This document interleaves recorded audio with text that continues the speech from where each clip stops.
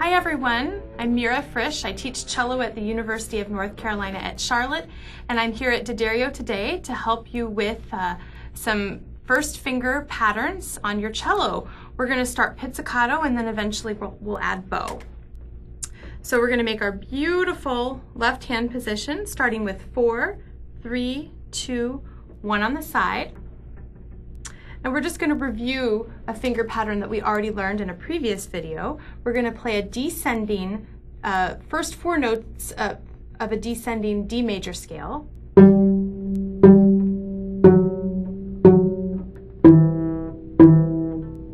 we'll go back up.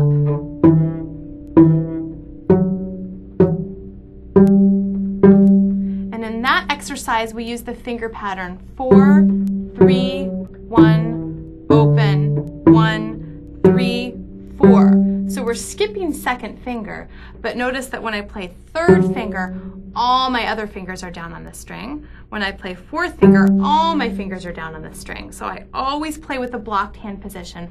All my fingers are helping to make sure the string pulls down to the fingerboard. Okay? Then the next pattern we'll learn is we're going to exchange our third finger for second finger. So we'll play like this.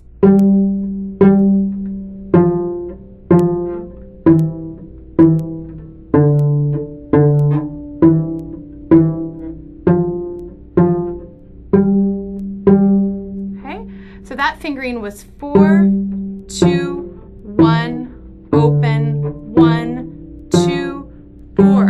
And again, I'm playing with a blocked hand position. So when I'm playing with fourth finger, I don't look like this or this. I've got all my fingers down on the string. When I'm playing with second finger, third and fourth fingers are just hovering above their tapes. They're not way up in the air or curled under. And when I play with second finger, also my first finger is down for support. So we've got our 2 basic patterns that can be played on the cello in the first year before you've learned how to shift or make an extension. And the last pattern is just pretty simple. We're going to put the first 2 together and just go down the string playing with all the fingers. And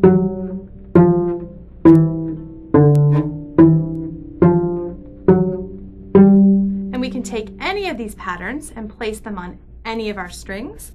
I'll demonstrate a different pattern on each string.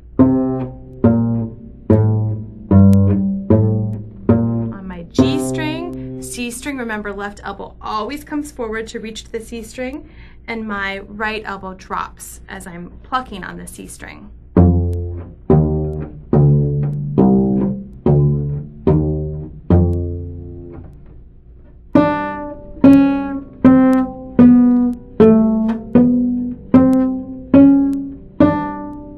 So I would practice those patterns as much as possible, pizzicato, always starting with the descending version and adding the ascending version second, so that you can really focus on your hand position, keeping your thumb nice and soft and your fingers close to the fingerboard as you lift them in the air. Once you're really good at playing all those patterns with your left hand, with your pizzicato finger, then it's okay, once you've learned to make your bow hold, which I taught in a previous video, it's okay to go ahead and put the hands together. So we're going to try, I'll just demonstrate on the D string, and just know that you can practice all of these patterns on any of your strings. So we're going to make the beautiful bow hold that I showed you how to make previously. We're going to lift and set the bow right at the edge of the winding near the frog, and we're going to go ahead and get all 4 fingers ready on the D string. I'm going to just start with the descending pattern 4, 3, 1, open. And what I'm going to do is I'm going to actually stop between every note and get a wiggle, so I know my arm weight is in the string. So wiggle, go. Then as I lift my left hand, I wiggle, go back with an up bow. Get my left hand ready. I've got my 3 helicopters.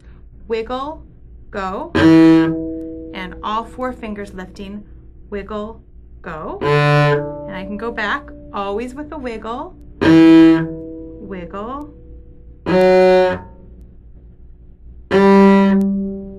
and eventually, if I get really good at wiggling, that means I'm really good at dropping my arm weight in the string and resting on the string. I can leave the wiggle out, but what's really important is to make sure when you're first learning that you take a pause between each note so that you can get your left hand set and then your bow.